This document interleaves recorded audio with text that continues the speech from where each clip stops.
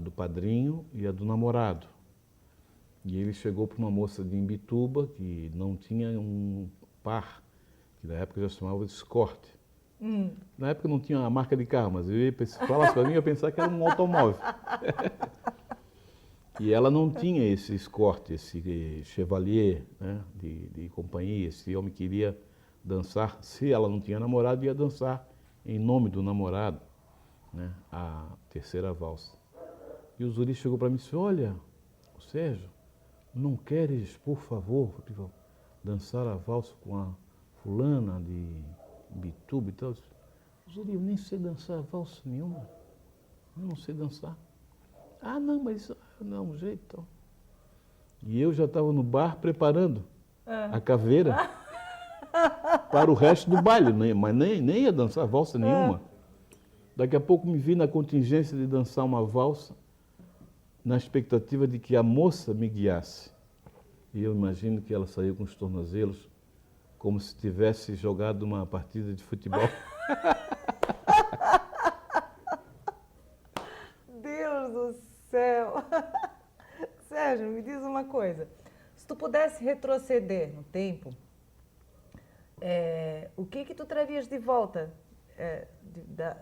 da ilha que tu amas e que não existe mais hoje? Eu traria de volta o mar para junto da cidade. O mar, aquele mar que ficava junto ao mercado público, cujas ondas lambiam as bateiras, as canoas bordadas, ancoradas ali, quando descarregavam o peixe para o mercado público. Ali onde hoje é a Avenida Paulo Fontes, era o mar. As bateiras, as canoas ficavam ali, naquele chapinhar, naquele chacoalhar de fim de tarde ou início da manhã. E aquilo é um som inesquecível, cheiro de maresia, que não existe mais.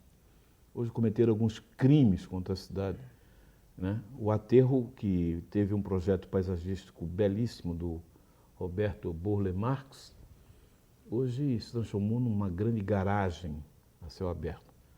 Tem ônibus e os governantes da época, eu nem vou citar o nome deles, mas eu tenho uma grande mágoa contra um governador e um prefeito que autorizaram a construção daquela estação abaixadora de esgoto da Casan, que fica logo na saída da ponte Colombo Salles e Pedro Ivo, que é popularmente conhecido como a Chernobyl do cocô, né?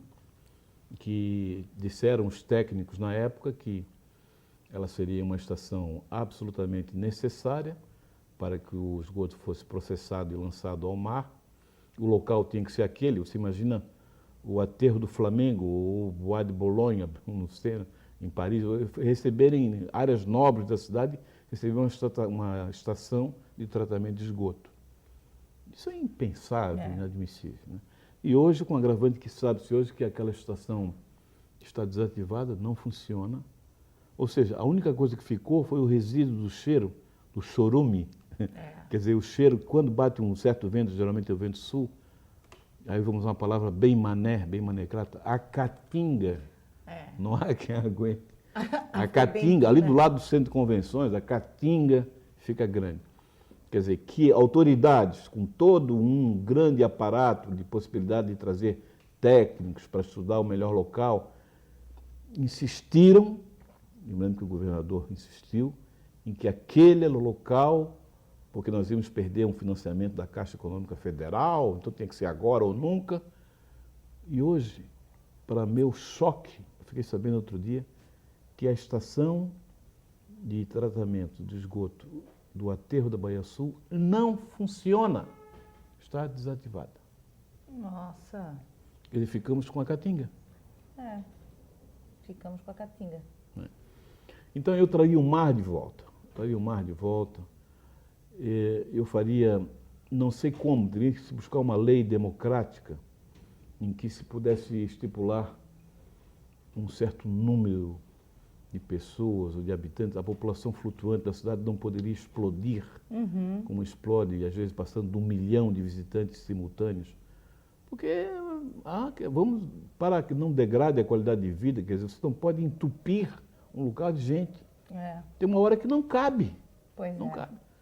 A gente vê as ilhas do Dodecanese, no Mar Egeu, as ilhas gregas, eles têm leis lá que, às vezes chega um transatlântico daquele, descem no transatlântico 700, 800 mil passageiros, mas eles só entram quando o outro transatlântico anterior, a turma embarca, vai embora e entra. É como se um controle mais ou menos parecido com o que hoje fazem, de uma maneira, eu sei, aí muito rigorosa, em Fernando Noronha. Né? A ilha de Santa Catarina não é Fernando Noronha, aqui vivem 400 mil pessoas. Né? Então, é claro que não se pode exigir um rigor do mesmo tipo daquilo que é um santuário ecológico. Mas tem que haver leis ecológicas que não sejam xiitas, que sejam realistas. Alguns ecologistas têm que parar de brincar de Deus, achar que isso aqui pode ser só mato, o paraíso, você não deixa construir nada aqui. Mas ninguém quer, ao contrário, ninguém quer degradar o meio ambiente. Você quer que o meio ambiente funcione e que haja uma associação, de uma convergência de interesses. A natureza deve servir ao homem sem ser degradada. Exatamente. Eu estou falando demais, eu acho. Nada! Eu gosto de gente que fala, Conta um caos de boteco, então, pra gente, vai. Deve ter muitos, né? Não, eu tenho um caso de ouvir falar, não sei se foi o Jaguar que contou, de um sujeito que, o dono de um bar, digamos que, não sei se foi em Floripa ou no Rio de Janeiro, começou a receber telefonemas insistentes de um celular que ele monitorou, um celular, um sujeito perguntando: escuta, quando é que vai abrir o bar? Aí o cara, não, como é que vai abrir? E isso era de madrugada, 2 da manhã, 3 da manhã. Não era um bar boate, era um bar desse assim que tem sanduíche, tipo uma lanchonete, mas era bar, servindo bebida alcoólica também. Daqui a pouco, 3 horas da manhã, o cara recebe outro telefonema, mesmo cara. Você não pode dizer, afinal de contas, o bar vai abrir que hora? Vai abrir só de manhã? E você disse: pô, mas o senhor não pode esperar o bar abrir? O bar só abre amanhã, às 8 horas da manhã. O senhor não é tão alcoólatra, o senhor é compulsivo, o senhor quer beber agora, instantaneamente? Eu disse: não, eu estou ligando porque eu estava aqui no seu bar e eu fui no banheiro e dormi e fiquei trancado. Eu estou aqui dentro do seu bar bebendo todas. Eu estou querendo sair. Muito bom. E aí, o Sérgio, a gente tem uma passagem interessante que eu vou pedir para te contar. Foi quando, faz alguns anos já, acho que uns 3 talvez, tu escreveu uma crônica sobre um bar no céu, ou uma mesa no céu. E tu escreveu a crônica num dia, e aí, coincidentemente, eu tinha recebido de presente do artista plástico Plínio Verani uma tela maravilhosa que retratava exatamente o que tu tinha escrito na tua crônica. E aí eu mandei uma reprodução dessa tela para ti. Isso foi uma passagem muito interessante. O Cláudio, eu diria que foi uma passagem ou um transe. Foi um transe ectoplasmático, né? Porque eu, sem nenhuma razão maior, um belo dia, e acho que eu inspirado porque eram dias de carnaval, próximo ao carnaval e tal. E eu me lembrei com saudade, né, de grandes figuras da boêmia da ilha, a boemia ilhoa, que foram um colega de imprensa muito querido, que foi o Adolfo Zigueli, que gostava muitíssimo de uma loura, né? E gostava muitíssimo também de estar num papo de bar, né? E o Zininho, teu pai, né? Que era colega amicíssimo do Adolfo Zigueli, tanto que o teu pai, praticamente, ele deu o jipe que ele usava para o Zininho ficar usando, né? E o Zininho guardou aquele jipe com carinho, com uma grande lembrança, né? Quando o Zigueli morreu, num desastre de avião, em 1975. E eu pensei no Zininho, pensei no Zigueli e no Luiz Henrique Rosa, o homem que me deu o primeiro Cuba Livre, fazendo a minha mediação com o zeloso garçom Bom Cabelo. Né? Então eu lembrei, imaginei um papo, uma conversa, um papo de botequim no céu. Os três reunidos no céu, batendo um papo. O dia seguinte, a Cláudia me telefona dizendo, mas isso é inacreditável, porque essa mesa que tu compuseste na tua crônica de hoje está aqui diante de mim, materializada num quadro. Então, eu não sabia do quadro, e eu descrevi o quadro, reuni os três circunstantes, os três que estão na mesa ali. Né? O Zininho, o Adolfo Zigueli e o Luiz Henrique, com seu violão. O Zininho, né, eles cantando, fazendo ali uma confraternização num bar. E isso foi impressionante porque parecia que era um recado. Só vou pegar agora um celular e tocar para o Zininho. O que é que vocês querem dizer com isso? Né? É verdade. E eu nunca tinha falado contigo, né? Nunca tinha falado. Não, foi uma coisa muito emocionante, porque uma coisa que toca a gente, porque a gente sabe que aquilo, você foi conduzido a isso, né? Você não fez o menor esforço. Então é como se eu tivesse escrito aquela crônica tendo o quadro na minha frente. Exatamente, foi. De onde vinha a tua inspiração, hein, Sérgio? Olha, Cláudia, a inspiração, na verdade, é uma coisa, é como eu sempre digo, que é um pássaro esquivo, né? Ele voa de vez em quando e às vezes não volta, né? A inspiração, para quem escreve, eu sempre digo que quem escreve com a obrigação de escrever diariamente, cumpre, na verdade, uma espécie de calvário, de pequeno calvário que divide com o leitor, né? O leitor, todo leitor é um pouco um coautor, que o leitor de um grande romance, ele imagina as personagens, né? Quem lê um romance como Guerra e Paz, como Crime e Castigo, um grande romance da literatura russa, imagina cada personagem e constrói esse personagem na sua mente, né? Por isso que ler, às vezes, é um exercício de pensamento que dá algum trabalho. Hoje em dia as pessoas são muito mais reflexas, muito mais passivas. Elas preferem ler um romance de outra forma, que é um folhetim na forma de uma novela televisiva. E muitas vezes uma novela de qualidade, não tem nada contra as novelas, não. Eu acho que as novelas têm a sua qualidade, aquela obrigação de você manter o suspense de capítulo em capítulo é um negócio só para os iniciados, para autores bem formados. Mas é aquele negócio, o consumidor de novela, ele não é um leitor, o cérebro dele trabalha menos, porque ele já tem tudo mastigado. A imagem, ele não precisa imaginar como era a personagem, ele está vendo, né?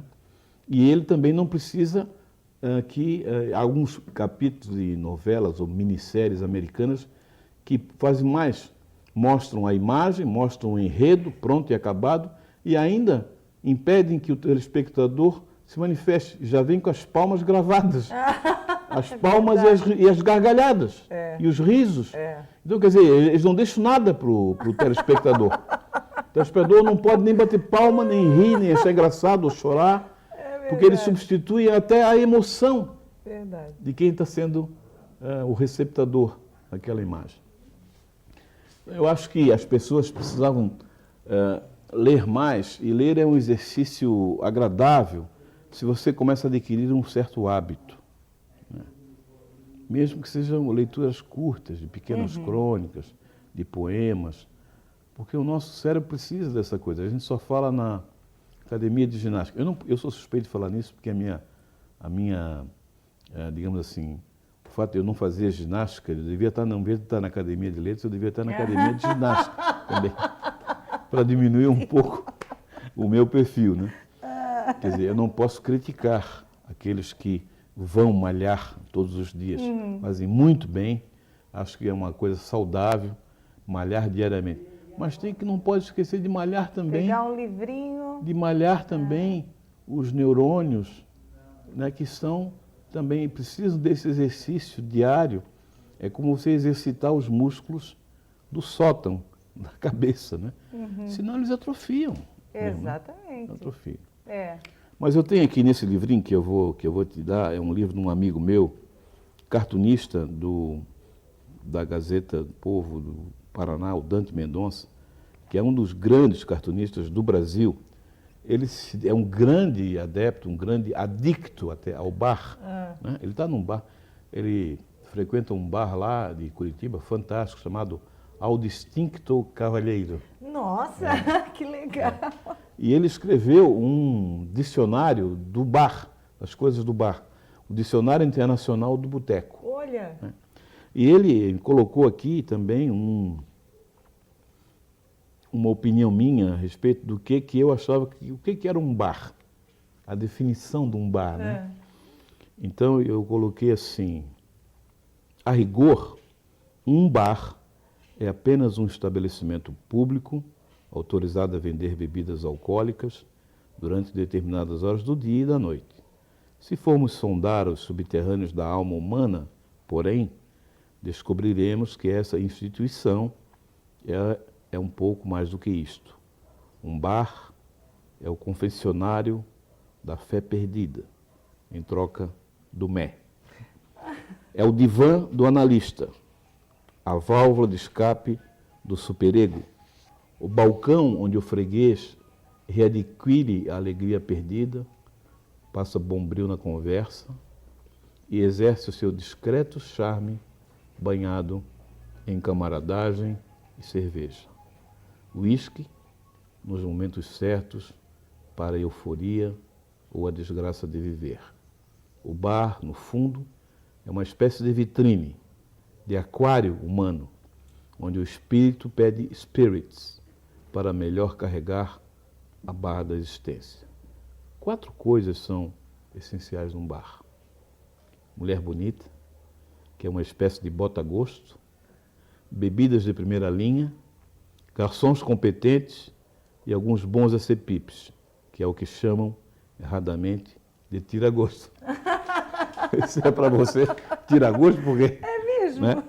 No mais, o bar é um privilegiado mirante. Nada escapa à aguda sensibilidade de uma sentinela em seu posto de libação. Né? Os grandes escritores americanos que, por causa do câmbio, a relação, a paridade dólar-franco, franco-francês, nos inícios dos anos 20, com $5, eram ricos em Paris, $5 dia, e entre eles Hemingway. Eles todos migraram, Hemingway, João dos Passos, Scott Fitzgerald. Eles compunham a chamada geração perdida. Né? Tomavam aqueles porres homéricos, né? Eu não sei como é que eles trabalhavam, né? Mas eles iam para os bares de Saint-Germain-des-Prés, do Boulevard Saint-Michel, iam para o Demago, para o Café de Flore, eles iam para aqueles bares, tanto que quando eu fui cobrir a Copa do Mundo, junto com o pessoal do DC, Copa do Mundo da França, em 98, uma das minhas predileções era fazer os caminhos do Shakespeare, os caminhos do Hemingway. Os locais onde ele morou, aqui nesse sobradinho ele morou, quando ele era correspondente do Toronto Star, ganhava um troquinho, mas como a paridade cambial tornou o dólar muito valorizado, eles viviam como nababos em Paris com poucos dólares. Né? Imagina hoje que o euro está quase 2,5 vezes o dólar. É. Né? Então, eu ficava imaginando, eu entrava num café daquele e eles contam, como Hemingway conta no livro Paris é uma Festa, ele conta que ele ia de manhã para o Café de Flore, né, ou para o Closerie de Lila, e ficava lá no salão do grande café, muitas vezes no inverno para aproveitar a calefação, porque ele não queria pagar a calefação, que estava caro, então ele ia para aproveitar o calor, a calefação do bar. E ficava instalado ali, como lá, isso é uma tradição na França e em Paris, você não precisa gastar uma pequena fortuna para ter o direito a ficar sentado ali o dia inteiro, se quiser. Então ele pedia um café creme, e ficava chupando aquilo ali durante horas, e levava os cadernos dele, Cláudia, levava para escrever ali. Né? Então ele ficava atento ao movimento, entrava alguém, ele, opa, entrava uma boa, ele já olhava, né? E escrevia ali. Eu queria ter essa disciplina de ir para um lugar assim movimentado e escrever. Quer dizer, hoje é tão diferente. O Hemingway escrevia a caneta em cima de resmas de papel. Né? Hoje a gente escreve no computador e rápido que tem que chegar lá e ainda tem que escrever para um blog. É verdade. Então hoje a gente vai chegar o dia ainda que nós vamos ter que falar sobre a notícia que ainda não aconteceu. Meu Deus! Então, esses escritores que eu admiro muito e que viveram a sua grande, a fase brilhante, edulcorada, dourada da Paris dos anos 20, né? A Paris ainda pré-Edith Piaf, que Edith Piaf começou a aparecer nas ruas de Paris cantando em 1934 só. Eu fico impressionado como o bar se presta para tanta coisa. Por isso que ele, mudando uma letra só, o bar pode ser lar e pode ser o par de namorados. Né? Então, mudando uma letra só, você transforma o bar em lar, em ponto de encontro para o par. Não é? Exatamente. Não é à toa que é o celeiro dos grandes artistas e dos grandes... Artistas e quantas pessoas, né, que se conheceram num bar. Exatamente. Conheceram, namoraram, né, casaram. Hoje em dia não se pode dizer que permanecem casados porque o casamento se tornou mais rápido do que uma bebida. Sérgio, quantos livros tens publicados? Eu tenho, por enquanto, 8 livros. 8? Como diz o Fábio Brigman, esses dias eu conversei com ele, ele disse, olha, Cláudia, livro que para em pé, eu tenho tanto. Assim, que não para em pé, tem um montão. Olha, eu acho que o que mais dificilmente para em pé é esse aqui. Mas esse aqui eu nem considero livro. Isso aqui é mais uma reunião de raps. Esses raps que eu tenho um rap, eu ganhei de presente. Eu desenvolvi assim, uma brincadeira que era escrever crônica na forma de rap. Né? E a crônica é uma espécie de oásis onde o escritor exerce um pouco areja um pouco um jornal. Né? O jornal hoje está tão pesado, você na primeira página só tem crime, roubalheira, né?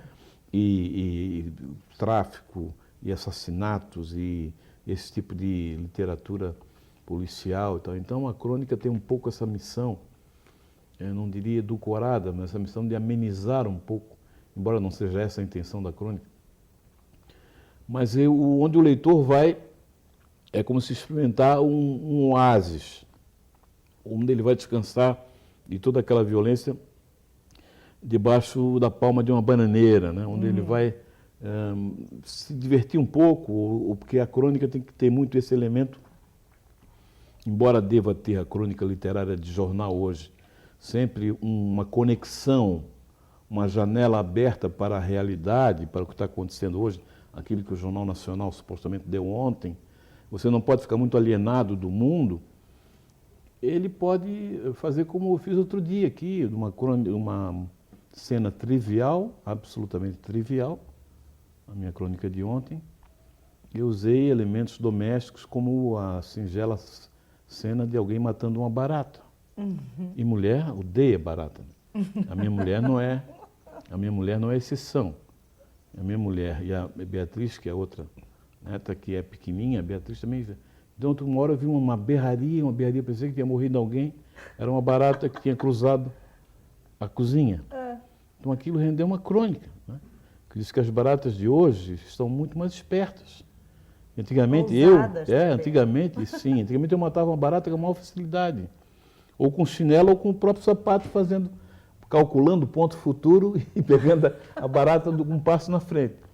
Hoje, aí eu narro que a barata, que eu fui tentar fazer isso, em vez de ir para frente, onde eu esperava que meu pé ia aterrissar, ela, em vez de ir para frente, veio para trás, me deu um drible de Ronaldinho Gaúcho. A outra que eu tentei o mesmo golpe, ela simplesmente esperou meu pé cair no chão e costeou e subiu em cima do meu sapato. E a terceira que eu fui fazer um vapt com uma daquelas espátulas assim para pegar, ela voou. Quer dizer, então as baratas estão muito... Aí a gritaçada foi geral, né? Aí eu fui taxado de incompetente, porque não conseguia matar barata. Aí eu disse que tudo bem, que passava o encargo para elas, mas que não queria mais berraria. Vocês matam essa barata, mas sem berro. Muito bom. Aí ela veio, detalhe, com matox e esses negócios para matar bicho. Sprayzinho. Aí eu disse que a barata fazia uma imaginária gargalhada, assim. Ihihihi, né?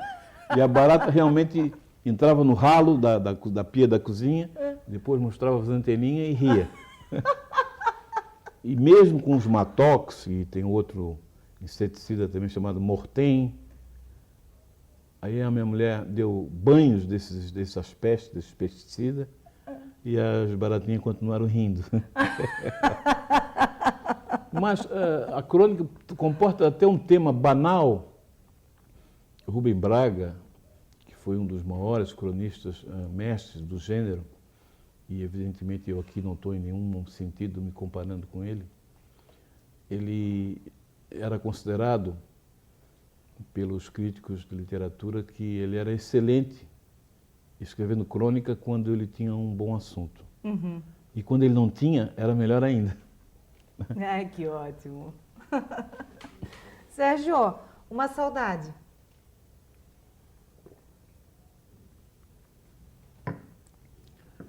A gente sempre tem uma saudade de um canto, de um recanto, uma saudade do berço. Por exemplo, eu tenho raízes, eu tenho ancestrais lagianos. Uhum. Né? Então, de vez em quando, sem a maior explicação, assim, eu tenho vontade de estar numa fazenda na Coxilha Rica, de sentir o campo nos meus pés, sentir o ar muito mais puro daqueles altiplanos, né? E isso é uma coisa que eu sentiria muito mais, tenho certeza também, saudades do mar. Uhum. Mas essas eu não sinto porque estou aqui em contato com o mar sempre. Mas seria uma saudade imensa. Por exemplo, eu